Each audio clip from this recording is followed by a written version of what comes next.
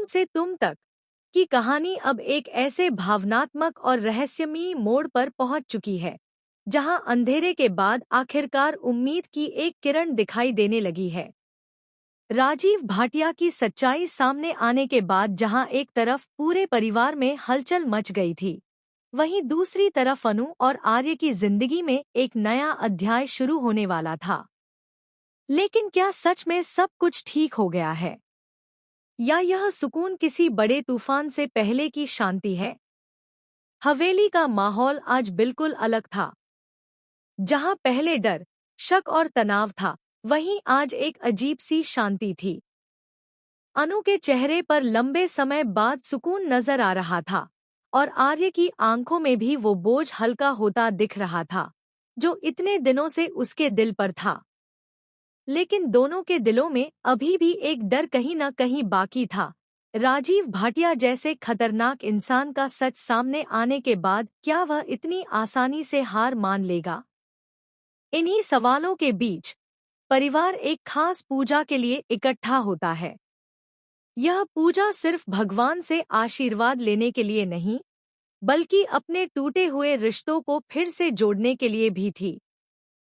और इस पूजा की सबसे खास बात थी सिद्धि माता का आगमन।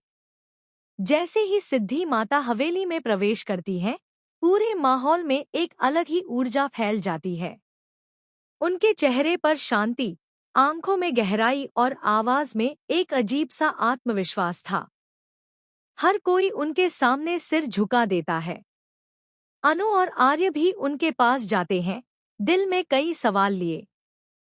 सिद्धि माता दोनों को ध्यान से देखती हैं, जैसे वह सिर्फ उनका चेहरा नहीं, बल्कि उनके दिल के हर राज को पढ़ रही हों। कुछ पल की खामोशी के बाद वह मुस्कुराती हैं। तुम दोनों ने बहुत कुछ सहा है। उनकी आवाज धीमी लेकिन असरदार होती है। लेकिन हर परीक्षा के बाद एक नई शुरुआत होती है। अनु की आंखों में आंसू आ जाते हैं। उसे लगता है जैसे किसी ने उसके दिल का बोझ समझ लिया हो। आर्य भी पहली बार थोड़ा सुकून महसूस करता है। सिद्धि माता अपने हाथ उठाती हैं और दोनों के सिर पर आशीर्वाद देती हैं। तुम्हारा साथ हर मुश्किल को पार करेगा। लेकिन याद रखना, असली परीक्षा अभी बाकी है। यह सुनते ही माहौल में फिर से हल्की बेचैनी फैल जाती है। असली परीक्षा, अनु धीरे से खुद से कहती है। सिद्धि माता आगे कहती है, जिस सच को तुमने उजागर किया है, वह सिर्फ शुरुआत है।